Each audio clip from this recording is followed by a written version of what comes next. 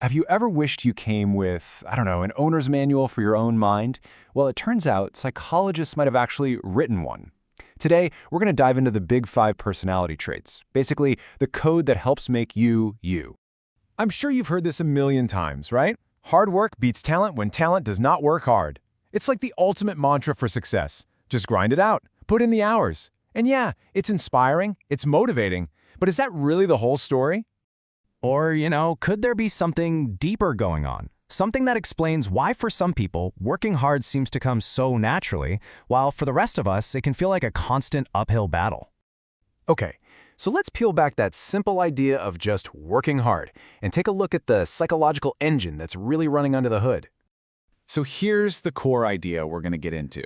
What if that drive, that discipline, what if it isn't just a choice you make every single morning?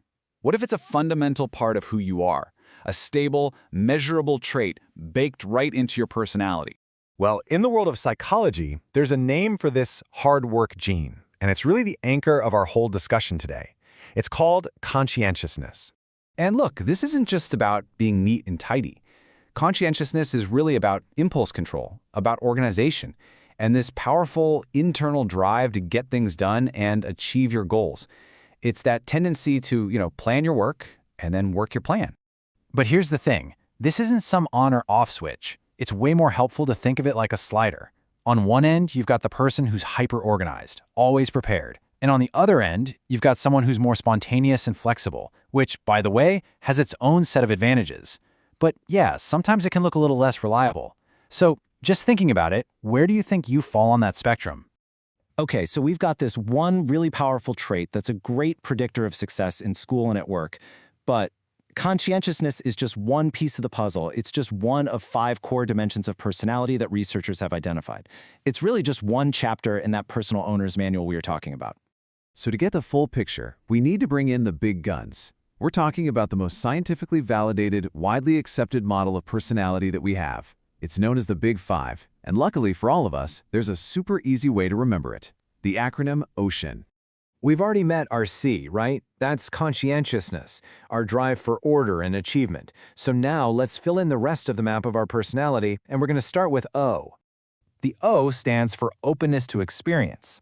The best way to think about this one is like your personal curiosity and creativity dial. People who are high in this trait, they're really imaginative. They love exploring new, weird ideas. And folks on the lower end, they tend to be more pragmatic, more down-to-earth, and they prefer the comfort of routine. Okay, so that gives us openness and conscientiousness. That kind of covers our curiosity and our discipline. So the next letter in our ocean journey is E, and this one is all about our social energy. E is for extraversion, and the key question here is, where do you get your energy? Extroverts, they feel recharged by being around people, by social interaction. They're often talkative and assertive.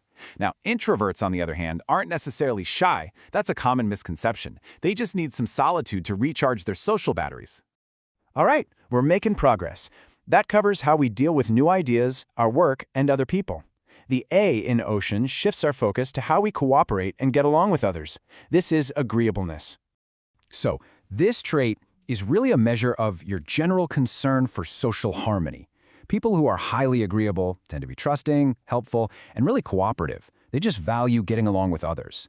On the other end of the spectrum, people lower in agreeableness are often more competitive, maybe a little more skeptical, and they might put their own interests ahead of just getting along. We have almost spelled out the entire word. We are so close. The final letter, N, is a really crucial one.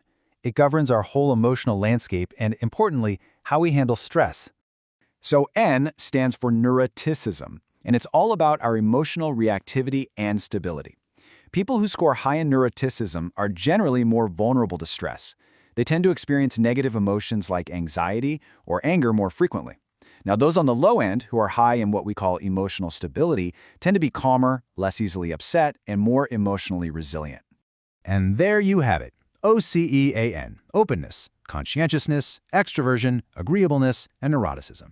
But I really want to stress this. This is not about putting people into 5 neat little boxes. It's a set of 5 different sliders that when you put them all together, create a completely unique profile for every single person. So, why does any of this matter? What's the point? Well, because this isn't just some abstract psychological theory. These traits are actually powerful predictors of real-life outcomes. They're like a map that can help us navigate our own lives. I mean, think about it. We already saw how conscientiousness is a huge predictor of success at work, but it goes so much further than that. Agreeableness? That's strongly linked to how happy you are in your relationships. Extraversion often correlates with ending up in leadership roles. Openness is tied to creativity. And on the flip side, high neuroticism can be a risk factor for things like anxiety. It really shows how our inner blueprint helps shape our outer world. So the next logical question is, where does this stuff even come from? And the answer might actually surprise you. Decades of twin studies suggest that a huge portion of these traits is genetic. Like, for example, about 57% of the difference between people in openness and 54% in extraversion can be traced right back to our DNA. So this isn't just learned behavior. A big chunk of it is part of our biological inheritance. Okay, but wait. If so much of this is baked into our genes, does that mean we're just stuck with the personality we're given? The answer is absolutely not. And that brings us to our final, and I think most important, point. Think of it like this. The Big Five is a map, not a destination. It describes your natural tendencies, your default settings, but it does not decide your fate. You know, if you're low in conscientiousness, it doesn't mean you're doomed to fail. It just means you might need to build better systems and habits to help you out. If you're high in neuroticism, that's a signal from your own brain to maybe prioritize stress management. It's all about awareness, not destiny. Ultimately, the Big Five just gives you a set of coordinates for understanding yourself. It's a map. It's a starting point for growth. So the real question isn't what your profile says you are. The real question is, what are you going to choose to do with that knowledge? Where will your map take you?